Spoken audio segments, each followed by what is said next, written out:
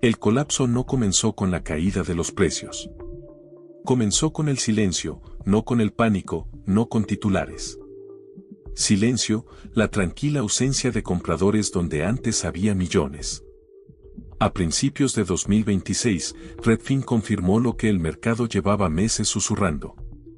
El número de compradores activos en el mercado de viviendas de Estados Unidos ha caído a aproximadamente 1.4 millones, el nivel más bajo en todo su conjunto de datos históricos.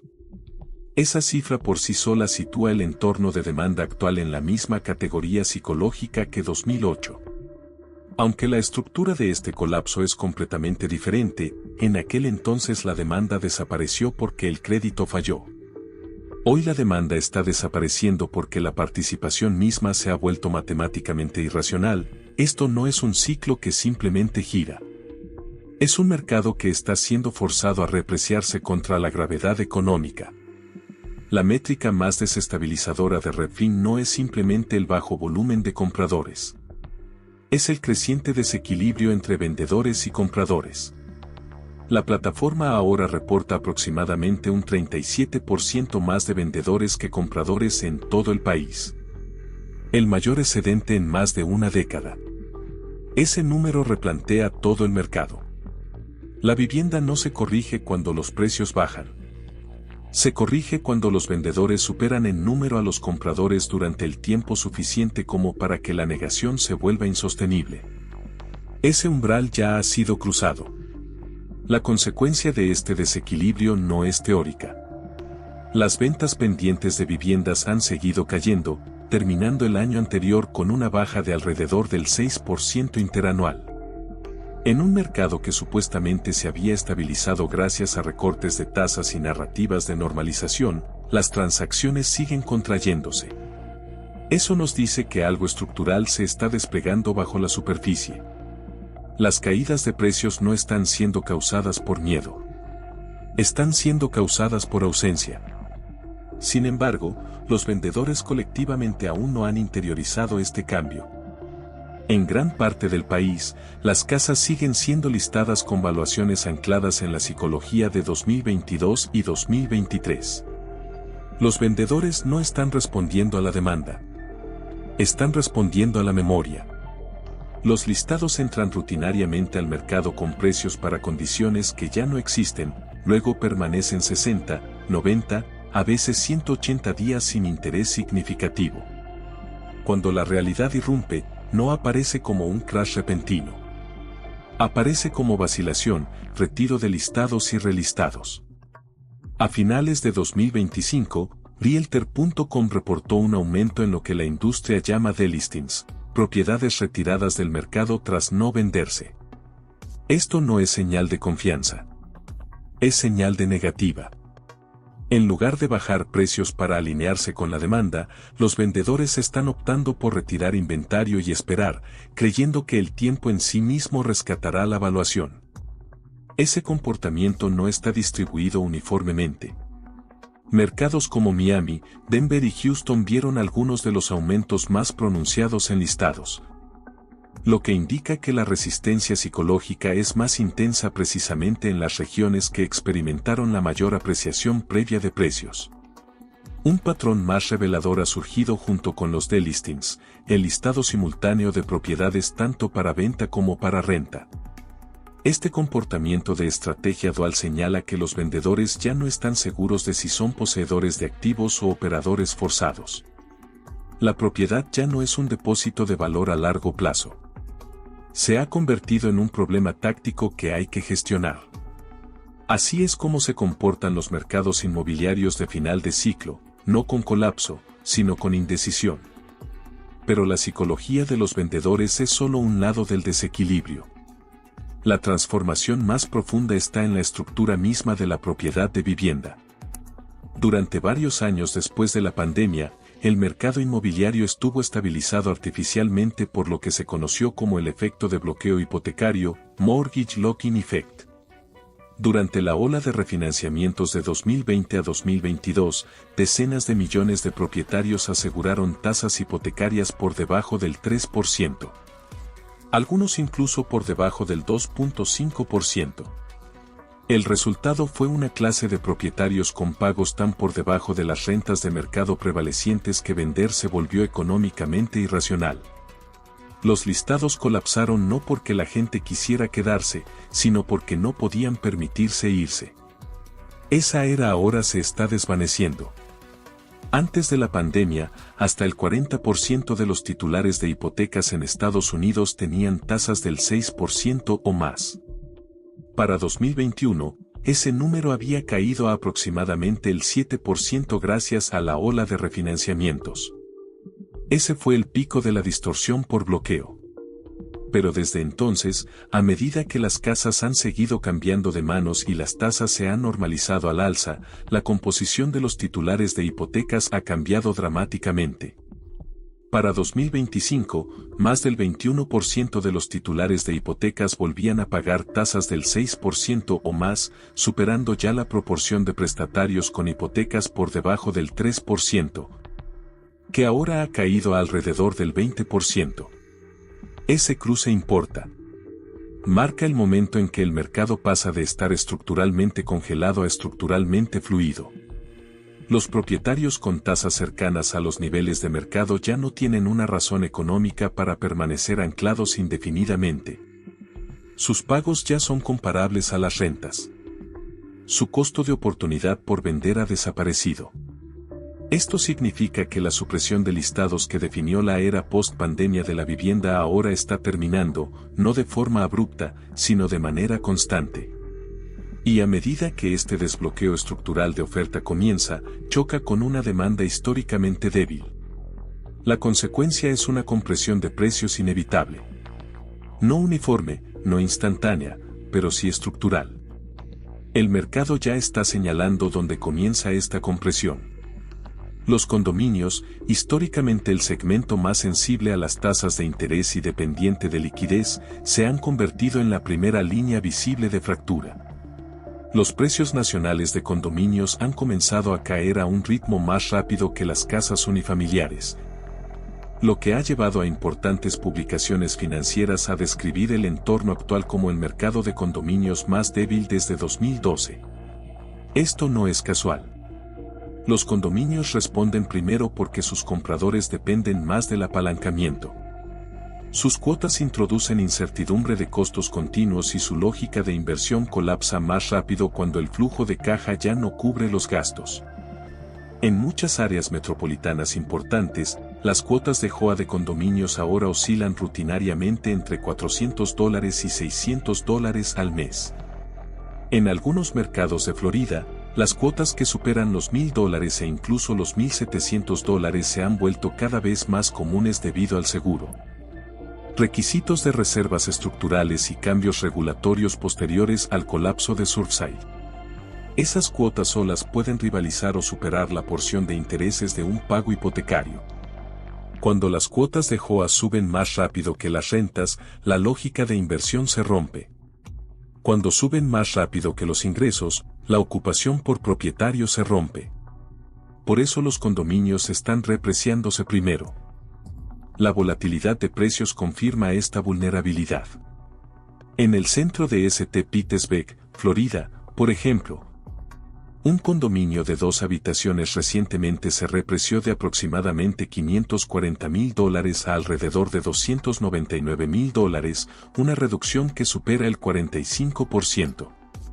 La misma propiedad perdió casi la mitad de su valor durante el colapso inmobiliario anterior.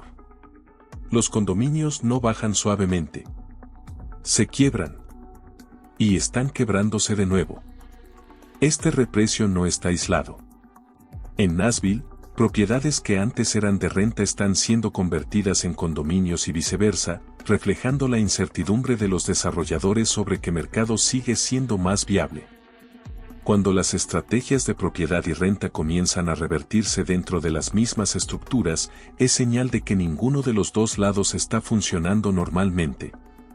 Los constructores también están revelando hacia dónde se dirige el mercado.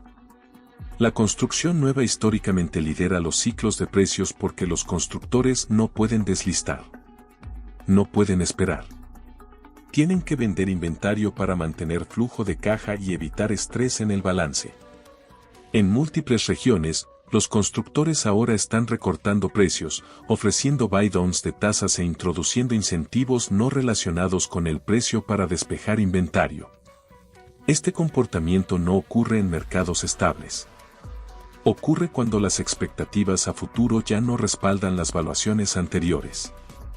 Juntos, constructores y condominios forman el sistema de alerta temprana del mercado. Muestran no lo que ya ha sucedido, sino lo que debe suceder para que el resto del mercado se limpie. Las casas unifamiliares existentes, sin embargo, permanecen atrapadas en un desfase psicológico. Existe la creencia generalizada de que las casas independientes en buenos vecindarios están aisladas del reprecio. Pero esa creencia colapsa bajo los datos de transacciones. Los volúmenes de reventa de viviendas ahora están en sus niveles más bajos en aproximadamente 3 a 4 décadas. Eso no es señal de estabilidad. Es señal de parálisis. Un mercado donde los precios no caen pero las transacciones desaparecen no es fuerte. Está congelado. Y los mercados congelados eventualmente se fracturan porque el precio no lo determina lo que quieren los vendedores. Lo determina lo que los compradores pueden pagar.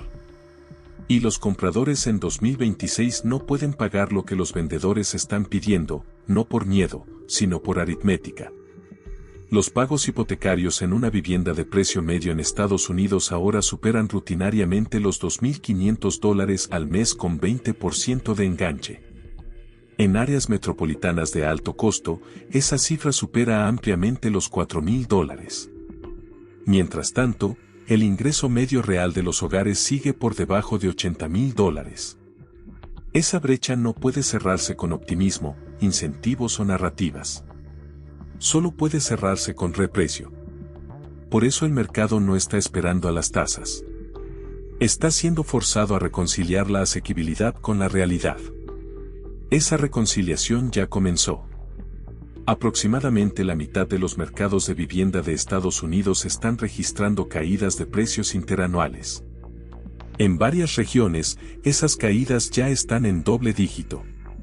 Austin, Texas, por ejemplo, ha experimentado una reducción de precios de aproximadamente el 25% en los últimos 3 años, no por colapso económico, sino por reversión del exceso especulativo. Ese es el modelo. No un crash impulsado por ventas forzadas, sino una corrección impulsada por retiro de demanda y normalización de valuaciones. La distinción crítica entre este ciclo y 2008 no es la severidad, es la causalidad. En 2008, el mercado inmobiliario colapsó porque el apalancamiento falló. El crédito desapareció. Las transacciones se congelaron porque el financiamiento cesó. Hoy, las transacciones se están congelando a pesar de la disponibilidad de crédito. Esa inversión es mucho más desestabilizadora porque significa que el sistema no está roto mecánicamente. Está roto económicamente. La gente está eligiendo no participar. Cuando grandes cantidades de capital apalancado entran a los mismos mercados al mismo tiempo usando supuestos y modelos similares, los precios sobrepasan los fundamentales. Cuando ese capital sale, los precios se reprecian más rápido de lo que los fundamentales solo sugerirían. Ambas fuerzas pueden coexistir. Por eso el desenrollado actual importa. Los vendedores institucionales se comportan diferente a los propietarios individuales. No se anclan a precios pasados. No esperan a que el sentimiento mejore. No valoran el apego emocional. Venden cuando sus métricas internas lo dictan. Esto crea eventos localizados de descubrimiento de precios que no se alinean con los promedios nacionales. Basado en los calendarios actuales de vencimiento de deuda, condiciones de refinanciamiento y tendencias de evaluación, la primavera de 2026 representa un punto clave de inflexión. La primera ola de estrés por covenants ya ha forzado ventas selectivas. Se espera una segunda ola que involucre REITs más grandes y fondos que intentaron mantener posiciones durante el downturn inicial. A medida que se acercan los vencimientos de refinanciamiento y los costos de capital permanecen elevados. Esto no implica un colapso nacional. Implica eventos de liquidez regionales para compradores en mercados con alta presencia institucional. Esto crea un poder de negociación no visto desde 2019. Los listados de propiedad corporativa tienden a priorizar velocidad sobre maximización. Propiedades renovadas para uso de renta, listadas sin staging o comercializadas bajo nombres corporativos suelen repreciarse más rápido que las viviendas ocupadas por sus dueños. Para los propietarios individuales en esos mismos vecindarios, el aumento de oferta puede ejercer presión a la baja, incluso cuando los índices nacionales muestren crecimiento modesto. Zillow actualmente proyecta un 1% a 2% de apreciación nacional, pero esos promedios ocultan una dispersión muy amplia. Para los inquilinos, los resultados son mixtos. Si los propietarios institucionales venden a ocupantes propietarios, la oferta de rentas se reduce localmente, lo que potencialmente puede empujar las rentas al alza, incluso mientras los precios de las casas se suavizan. Si las ventas ocurren entre inversionistas, la dinámica de rentas puede estabilizarse pero no necesariamente bajar. Las implicaciones se extienden a los sistemas de jubilación.